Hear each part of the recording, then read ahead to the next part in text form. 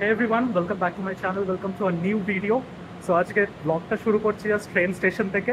বাড়ি থেকে ট্রেনটা করে এলাম, ওই ট্রেনটা করে এলাম জাস্ট এটা হচ্ছে মিউনিখের এয়ারপোর্টের ট্রেন স্টেশন। সো আজকে যাচ্ছি একটা জায়গায়, যাচ্ছি হচ্ছে বিলেতে আজকে। সো আজকের ট্রিপটার পর আমি অফিসিয়ালি বিলেত ফেরত হয়ে যাব। বিলেত মানে তোমরা জানো ইংল্যান্ডকে বিলেত বলা হয়। তো সেই ইংল্যান্ডেই যাচ্ছি আজকে। খুবই ইন্টারেস্টিং ট্রিপ, আমি খুবই এক্সাইটেড। ফার্স্ট টাইম আমি যাচ্ছি ইংল্যান্ডে, ইউকেতে যাচ্ছি ফার্স্ট টাইম। সো অনেক কিছুই ঘোরার আছে, অফিসের কাজে যাচ্ছি অ্যাকচুয়ালি। সো 5 দিনের একটা ট্রিপ। আজকের বুধবার, আমি ফিরবো আবার বাড়ি ফিরবো, মিউনিক ফিরবো আবার রবিবার দিন। সো 5 দিনের ট্রিপ। অফিসের কাজ 3 দিন, তারপর 2 দিন ঘুরতে যাব কোথাও, তোমাদের সবটাই দেখাবো, স্টে টিউনড। আমি যাচ্ছি ম্যানচেস্টারে। সো মিউনিক থেকে যাচ্ছি ম্যানচেস্টার, হ্যাঁ সেই ম্যানচেস্টার ইউনাইটেডের ম্যানচেস্টার।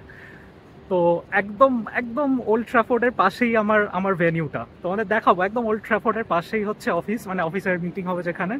তো খুবই ইন্টারেস্টিং একটা লোকেশন। সিকিউরিটি ডান, বর্ডার কন্ট্রোল ডান। হ্যাঁ, বর্ডার কন্ট্রোল লাগে ইউকে যেতে, কারণ কি ইউকে সেনজেনের মধ্যে পড়ে না। তো সেনজেনের মধ্যে যেহেতু পড়ে না, সেই জন্য ইউকে যেতে আলাদা ভিসা লাগে। সো ইউকে তোমরা হয়তো জানো consist of 4 regions: England, Wales, Scotland আর নর্দার্ন আয়ারল্যান্ড। সো এগুলো হচ্ছে এই সব জায়গাগুলো ইউকের ভিসা নিলে এই সব জায়গাগুলোতে যাওয়া যায়, আর এটা আলাদা করে ভিসা নিতে হয়। তো সেটার জন্যই পাসপোর্টে স্ট্যাম্প করলো। তো সেসব ডান করে এখন এসেছি। আমি ভাবলাম অনেকটাই সময় লাগবে, কিন্তু দেখলাম তাড়াতাড়ি হয়ে গেল। মানে জাস্ট পুরো সিকিউরিটি, বর্ডার কন্ট্রোল মিলে পুরো কতক্ষণ বলবো, 30 মিনিটসের মধ্যে সব হয়ে গেছে। তো আমি তো এয়ারপোর্টে এসেছি 2 ঘন্টা এক্সট্রা হাতে রেখে। তো যাই হোক, এখন ওয়েট করতে হবে অনেকক্ষণ। চলে এসেছি এয়ারপোর্টের টার্মিনালে। গেট পুরোই ফাঁকা দেখতে পাচ্ছ, একজন বসে আছে শুধু, আর আমি আছি। মোস্ট প্রবাবলি ওই লুফথানসার প্লেনটা আমাদের ফ্লাইট। মিউনিক থেকে ম্যানচেস্টারের পুরো ফ্লাইটটা ছিল 2.5 ঘন্টার। ম্যানচেস্টারে নেমেই অফিসের মিটিং ছিল, তাই সন্ধে অবধি পুরো বিজি ছিলাম। সো প্লেন থেকে ল্যান্ড করেছিলাম 11টায়, তখন 11টা বাজে ইউকে টাইমে। আর এখন বাজে হচ্ছে গিয়ে সাড়ে ছটা। তো এতক্ষণ ছিলাম, মিটিং হলো, ছোট একটা লাঞ্চ করেছিলাম মাঝখানে। মিটিং হলো সারাদিন। এখন হোটেলে চলে এসেছি। তোমাদের একটা ছোট্ট করে হোটেলের ভিউটা দেখিয়ে দিই। এটা হচ্ছে ওয়াশরুম, এখানে শাওয়ার, আর এটা খুব ইন্টারেস্টিং, এই দরজাটা দিয়ে এখানে টয়লেট আটকানো যায়, আর এটা দিয়ে ওয়াশরুম আটকানো যায়। এটা বেশ ভালো। এসির কন্ট্রোল ওখানে, দরজা, মেন দরজা দিয়ে ঢুকে। এই হচ্ছে রুম। একটা আয়রন বোর্ড দিয়েছে, আয়রন দিয়েছে। হ্যাঁ, এখানে এত গরম, এসিটা ম্যান্ডেটরি। প্রচুর গরম, মানে এই সময়টায় প্রচুর গরম। একটা সোফা আছে, টেবিল, টিভি, বেসিক জিনিসপত্র, বেসিক মোটামুটি ঘর। আর সব থেকে ইন্টারেস্টিং জিনিস হচ্ছে জানলার বাইরে ওই যে লাল রঙের একটা স্টেডিয়াম দেখতে পাচ্ছ, ওই স্টেডিয়ামটা জুম করে দেখালে ওই স্টেডিয়ামটা হচ্ছে গিয়ে ম্যানচেস্টার ইউনাইটেডের স্টেডিয়াম। সামনে ওখানে লেখা আছে ম্যানচেস্টার ইউনাইটেড, ওখানে কোথাও একটা লেখা আছে ম্যানচেস্টার ইউনাইটেড, বোঝা যাচ্ছে না ঠিক ক্যামেরাতে। ওটা হচ্ছে ম্যানচেস্টার ইউনাইটেডের স্টেডিয়াম, ওল্ড ট্রাফোর্ড। সো খুবই ভালো একটা লোকেশনে হোটেলটা। এটা হচ্ছে পুরো বাইরেটা। আমাদের মিটিংয়ের ভেন্যু ছিল ওইখানটায় কোথাও একটা। এর পরের 2 দিন অফিসের মিটিংয়েই বিজি ছিলাম, তাই আর সেরম ঘুরতে সময় পাইনি। কিন্তু অফিসের টিম ডিনারে কিছু ইউনিক ককটেলস ট্রাই করেছিলাম। ম্যানচেস্টার বা গোটা ইউকেতেই কিন্তু ওয়ার্ল্ডের হাইয়েস্ট নাম্বার অফ পাবস আছে, তাই খুবই ক্রিয়েটিভ কিছু ড্রিঙ্কস পাওয়া যায় এখানে।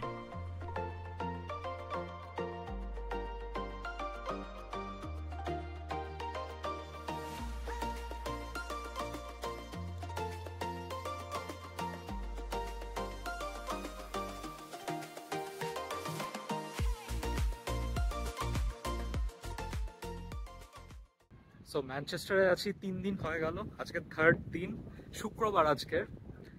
তো অনেক মানে 3 দিন ঘোরার টাইম পাইনি। সেই সকালবেলা ঘুম থেকে উঠে মিটিং হচ্ছে, তারপর মিটিংয়ের পর ডিনার করতে যাচ্ছি, টিম ডিনার।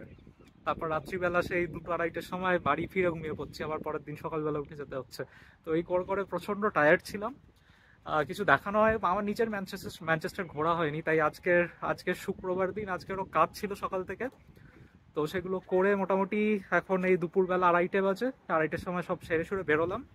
এখন একটু ম্যানচেস্টার ঘুরবো আশেপাশে, তোমাদের দেখিয়ে দিই। এটা হচ্ছে আমার হোটেল, এই হোটেলে থাকছি। এটা হচ্ছে হলিডে ইন, আমাদের কলকাতাতেও হলিডে ইন আছে, তো এখানেও হলিডে ইন ট্রাই করলাম, ভালো। এটা হচ্ছে কোয়েজ, স্যালফোর্ড কোয়েজ বলে একটা জায়গা, ম্যানচেস্টারের স্যালফোর্ড কোয়েজ। এই দেখতে পাচ্ছ সব জায়গায় জল, মানে কোয়েজ হচ্ছে এরকম একটা স্ট্রাকচার যেখানে দুদিকে ল্যান্ড আছে আর মাঝখানে জল, আবার ওইদিকে জল আছে, তারপর আবার ল্যান্ড আছে, এরকম করে করে, মানে জল ল্যান্ড এরকম করে করে একটা স্ট্রাকচার। এটা বানানো হয়েছিল যাতে শিপস ডক করতে পারে। তো অনেক জাহাজ যখন আসতো, ম্যানচেস্টার একটা অনেক পুরনো শহর, তো এখানে ওই জাহাজ আসতো, জাহাজ এসে ডক করে জিনিসপত্র ট্রেড হতো। তো সেই জন্য এই কোয়েজ স্ট্রাকচারটা বানানো, ন্যাচারালি ফর্মড হয়েছে, কিছু কিছু ম্যানমেড। তো এই লেকগুলো দেখলেই বোঝা যায়, যেমন এই লেকগুলো দেখলে বোঝা যায় যে এটা যেরকম ম্যানমেড। আরও কিছু আছে ওদিকে যেগুলো ন্যাচারাল কোয়েজ। আর এখানে প্রচুর আছে, এরা আছে। ওখানে হাঁস আছে, অনেক বড় বড়, বিশাল বড় বড় সাইজের হাঁস আছে। তো ওই যে বসে আছে হাঁস ওখানে, ওই যে প্রচুর আছে এরা। এই যে যেরকম বলছিলাম, এই বড় বড় সাইজের রাজহাঁস প্রচুর আছে এখানে। এই পাশেই কোয়েজের জল, এই জল থেকে এরা উঠে এসে এই পুরো ডাঙায় সারাদিন থাকে, আবার ওখানে ঘুমায়। ওখানটা একটা জায়গা করা আছে, ওখানে ঘুমিয়ে থাকে, ওই জায়গাটা ঘুমিয়ে থাকে এরা। প্রচুর আছে, প্রচুর। সো এই কোয়েজের জলের ওপর অনেক জায়গায় এরকম সুন্দর সুন্দর ব্রিজ করা আছে। এই একটা ব্রিজ, ওই একটা ব্রিজ, অনেক জায়গায় এরকম ব্রিজ করা আছে। আর এই ব্রিজগুলোর সব থেকে ইন্টারেস্টিং জিনিস হচ্ছে এই ব্রিজটা ওপরে ওঠে, মানে পুরো ওপরে উঠে যায়। যদি কোনো বড় জাহাজ আসে, এর নিচ দিয়ে পাস করবে সেই জাহাজটা, তো ব্রিজটা এরকম করে ওপরে উঠে যাবে। এইদিকেও পুলি টাইপের সিস্টেম আছে, ওদিকেও পুলি টাইপের সিস্টেম আছে, ব্রিজটা ওপরে উঠে যেতে পারবে। সো এটা হচ্ছে কোয়েসাইড, মিডিয়া সিটি, ইউকে। এটা হচ্ছে কোয়েসাইড হচ্ছে একটা মল টাইপের জায়গা, মানে এই স্যালফোর্ড কোয়েজের একটা সেন্ট্রাল পার্ট বলবো। মানে স্যালফোর্ড কোয়েজ হচ্ছে ম্যানচেস্টার মেন সিটির থেকে একটু বাইরের দিকে। তো এই স্যালফোর্ড কোয়েজের মেন জায়গাটা, এটা সিটি সেন্টার টাইপের, শপিং মল আছে পেছনে, বিশাল বড় শপিং মল। ওটা প্রচুর লোক দেখতে পাচ্ছ এখানে, প্রচুর টুরিস্ট আছে, নর্মাল লোকাল লোকজনও আছে। আচ্ছা, যেহেতু ফ্রাইডে, তো ফ্রাইডেতে সবাই চলে এসছে, অফিস শেষ করে ঘুরতে চলে এসছে। এমনি টুরিস্টও আছে, প্রচুর টুরিস্ট আছে। একটা কাপল বিয়ে করলো দেখলাম, তো সেই বিয়ে করে ওরা যাচ্ছে এই ওয়াটার ফ্রন্টের সাইড দিয়ে হেঁটে যাচ্ছে, সেখানে একজন ভিডিও করছে, সেগুলো দেখলাম। তো বেশ ভালো একটা লাইভলি জায়গা। এই এরিয়াটার নাম মিডিয়া সিটি, যেরকম দেখালাম। তো এই এরিয়াটার নাম মিডিয়া সিটি হওয়ার একটা কারণ আছে। সেই কারণটা হচ্ছে এখানে ওই যে বিবিসির অফিস, ওটা বিবিসির বিল্ডিং ওখানে, তো ক্লোজড অফিস শুধু বিবিসির, সেই জন্য এখানে আরো অনেক অনেক মিডিয়ার অফিস আছে। ওইটাও আর একটা বিবিসির অফিস, ওগুলো সবকটাই। তো সেই জন্য এটার নাম মিডিয়া সিটি। আর এইটা একটা সুন্দর রেস্টুরেন্ট, অ্যালকেমিস্ট।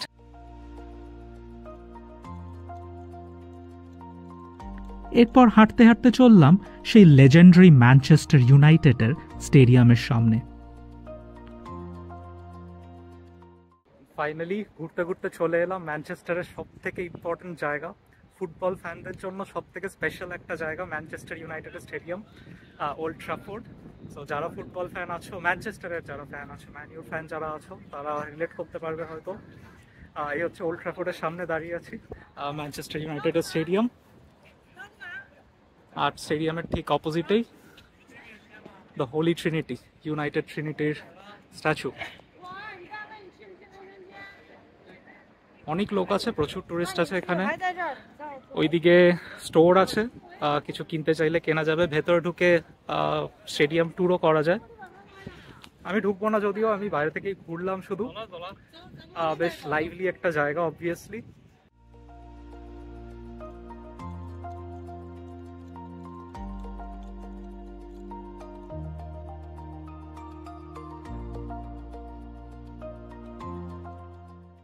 এই স্টেডিয়ামের ইস্ট স্ট্যান্ডের বাইরের দিকে, এই স্টেডিয়াম থেকে ঠিক বাইরে বেরিয়ে এসেই এই হচ্ছে ম্যানচেস্টার ইউনাইটেড ফাউন্ডেশনের ক্লাব। আর এখানে পুরো একটা ম্যানচেস্টার ভিলেজ টাইপের, সব জায়গায় পোস্টার্স লাগানো, ফ্ল্যাগ লাগানো।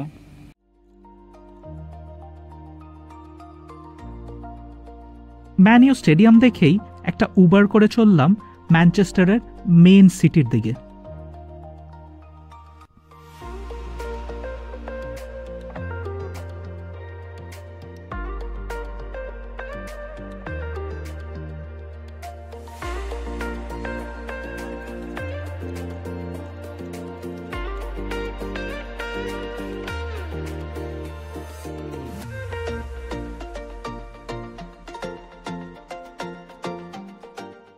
জাস্ট এলাম ম্যানচেস্টারের মেন সিটি সেন্টার এরিয়াতে, ম্যানচেস্টারের মেন স্কোয়ার বলতে পারো একটা। পেছনে বিল্ডিংগুলো দেখছো এগুলো সব মডার্ন ম্যানচেস্টারের বিল্ডিং, আর এই হচ্ছে পুরোনো ম্যানচেস্টারের ক্যাথিড্রাল। আর এখানে খুব ইন্টারেস্টিং একটা জিনিস পেলাম, সেটা হচ্ছে গিয়ে মহাত্মা গান্ধী স্ট্যাচু ম্যানচেস্টারে, একদম ম্যানচেস্টার ক্যাথিড্রালের পাশে এখানে মহাত্মা গান্ধী স্ট্যাচু।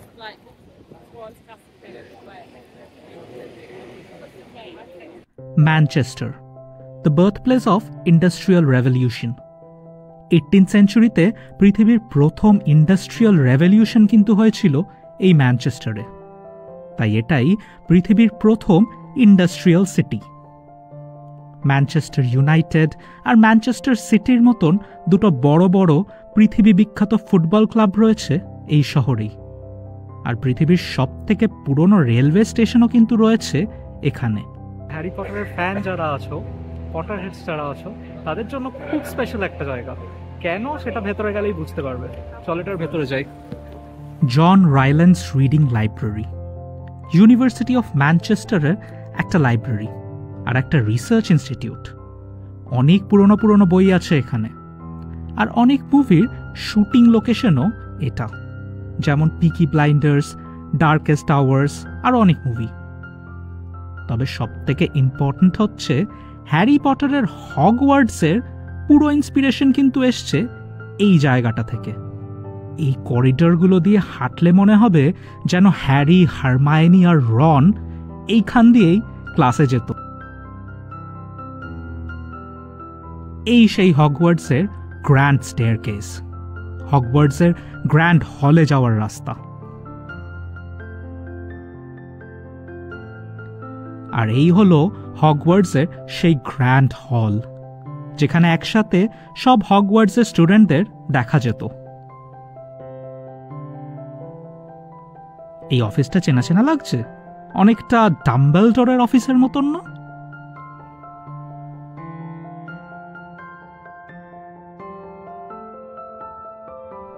আর এই সেই রিডিং রুম, যেখানে হারমায়োনি পড়াশোনা করত বা হ্যারি আর রনকে পড়াতো।